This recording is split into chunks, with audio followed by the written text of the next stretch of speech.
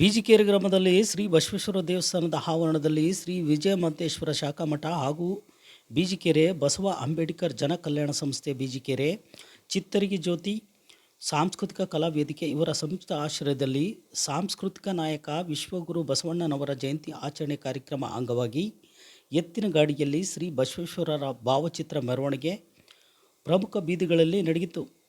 ಕಾರ್ಯಕ್ರಮದ ದಿವ್ಯ ಸಾನ್ನಿಧ್ಯ ವಹಿಸಿ ಮಾತನಾಡಿದ ಚಿತ್ತರ್ಗಿ ಶ್ರೀ ವಿಜಯಮಾಂತೇಶ್ವರ ಶಾಖಾ ಮಠದ ಪೀಠಾಧಿಪತಿ ಬಸವಾದಿ ಶಿವಶರಣರು ಮಾತನಾಡಿ, ಬಸವೇಶ್ವರರು ಸಾಮಾಜಿಕ ಸಮಾನತೆ ಸಾರಿದ ವಿಶ್ವಗುರು ಬಸವಣ್ಣನವರು ಸಮಾಜ ನಿರ್ಮಾಣ ಮಾಡುವಲ್ಲಿ ಶ್ರಮಿಸಿದವರು. 12ನೇ ಶತಮಾನದಲ್ಲಿ ಅನುಭವ ಮಂಟಪ ನಿರ್ಮಿಸುವ ಮೂಲಕ ಎಲ್ಲ ಶಿವಶರಣರು ಅನುಭವ ಮಂಟಪದಲ್ಲಿ ಭಾಗವಹಿಸಿ ವಚನಗಳ ಮಹತ್ವ ತಿಳಿಸುತ್ತಿದ್ದರು. ಬುದ್ಧ, ಬಸವ, ಅಂಬೇಡ್ಕರ್ ಅವರ ಆದರ್ಶಗಳು, ತತ್ವಗಳು ನಾವೆಲ್ಲರೂ ಮೈಗೂಡಿಸಿಕೊಳ್ಳಬೇಕು ಎಂದು ತಿಳಿಸಿದರು.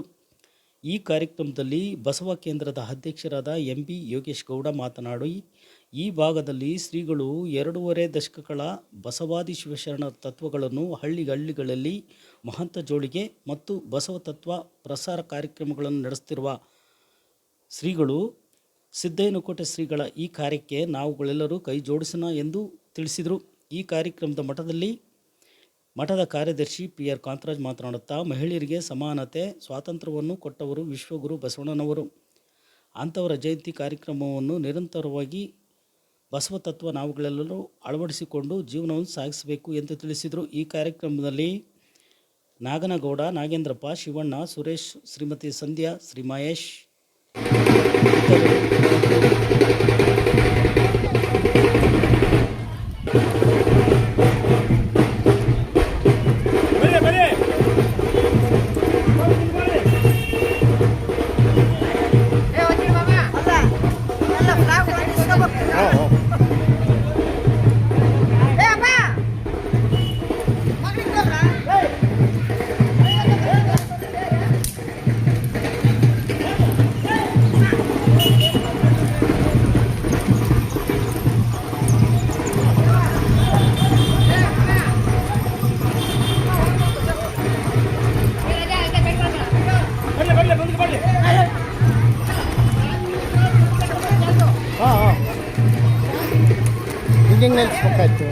ಇನ್ನೇನು ನಿಲ್ಲಿಸ್ಬೇಕಾಯ್ತು